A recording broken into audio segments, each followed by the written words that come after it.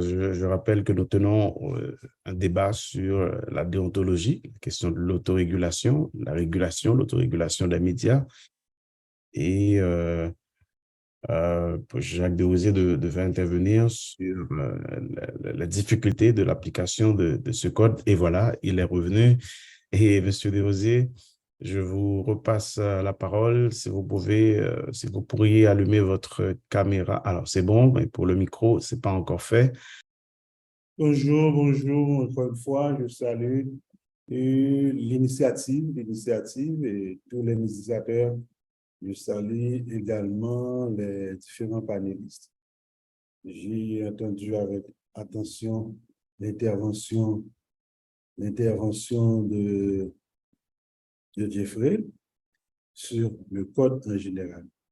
Donc, je vais intervenir sur les difficultés à l'application de ce code de déontologie des médias signé en 2011. Il faut dire que c'est le code de déontologie des médias des journalistes d'Haïti, c'est le premier instrument signé par des associations de médias, de propriétaires de médias, de journalistes en même temps. Et c'est pour une fois on trouve une entente entre les journalistes et les médias et les patrons autour de la question de déontologie. Et ce n'est pas la première initiative. Il faut dire qu'en 2006, il y avait une première tentative avec l'OIF. C'était lors d'une formation pour les journalistes. C'était un code axé sur la couverture électorale, mais c'était signé uniquement par des journalistes. Le Code de déontologie des médias et des journalistes d'Haïti, c'est le premier instrument signé par des associations de journalistes, par des associations de médias, où elles se sont mises d'accord sur un ensemble de questions concernant la pratique du métier en Haïti. Je ne vais pas faire le tour du document, l'a déjà fait, mais je vais parler surtout sur les éléments de blocage à l'application de ce code. Le premier élément de blocage, j'identifie, c'est l'engagement des associations signataires de la promotion de ce code. C'est vrai que les différentes associations l'ont signé, la NMH, l'AMI, les journalistes, la GIAC, etc. Mais ils ne sont pas engagés dans la promotion de ce code. Il y a l'Alte Presse, le groupe des alternatives, à travers Alte Presse, qui fait la promotion sur le site, en publiant le code sur le site.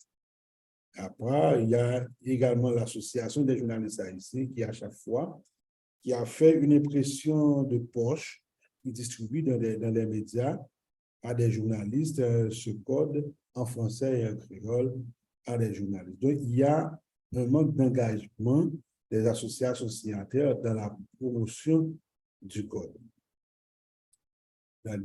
Deuxième problème à l'application du code, il y a l'absence de mécanisme d'application. C'est vrai qu'il y a un ensemble d'articles dans ce code, il y a l'absence de mécanisme d'application. C'est vrai au niveau de certaines associations, il y a l'absence il y a une structure de contrôle de déontologie, comme la GIAC par exemple. Au sein de la GIAC, nous avons un comité d'éthique, mais au niveau de ce code, on n'a pas prévu de mécanisme d'application. Comment ça va être appliqué, comment saisir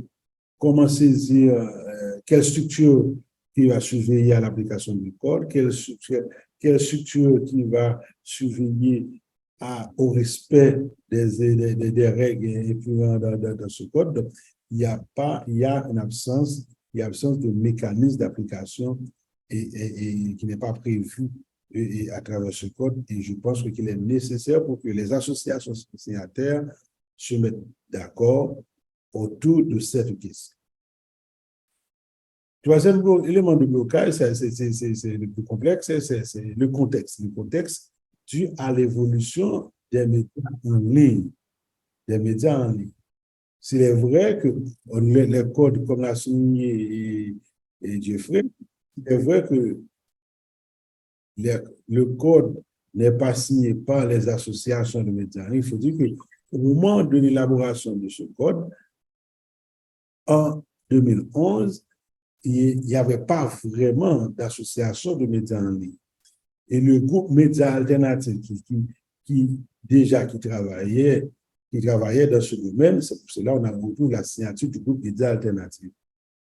Mais avec l'évolution du temps, aujourd'hui, on a environ trois principales associations de médias en ligne. Normalement, je pense aujourd'hui qu'il faut les intégrer.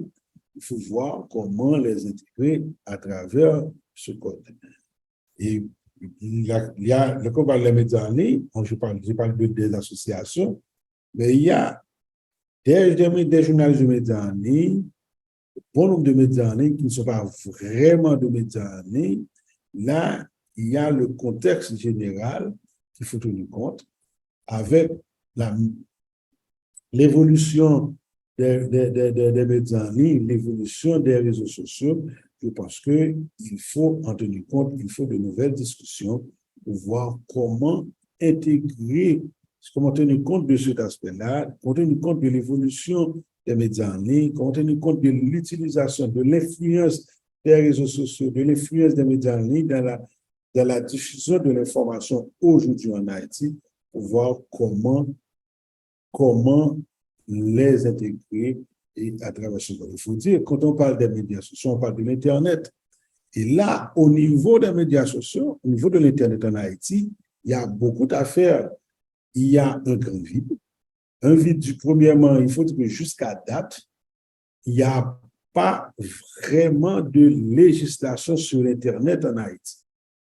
C'est vrai qu'on a le Conatel, mais il y a la loi régissant le fonctionnement de Conatel qui est désuète. Il faut une réforme de l'audiovisuel qui va inclure l'Internet, la numérisation, et là, on va commencer avec la question de régulation des médias en ligne. Mais le véritable enjeu aujourd'hui est le contexte dû à l'évolution des médias en ligne, l'évolution des réseaux sociaux, l'utilisation de cet instrument qui est l'Internet dans la diffusion de l'information. Le chapitre là, ce volet-là, le volet des médias en ligne qui n'est pas inclus dans le document, dans le code d'autonomie des médias des journalistes d'Haïti. Voilà pour la première partie de mon intervention, c'est là. Ce sont les trois éléments qui identifient comme éléments de blocage qu'il faut réfléchir. Je pense qu'au cours des échanges, je vais apporter beaucoup plus d'éléments d'explication. Pour moi, c'était là mon intervention.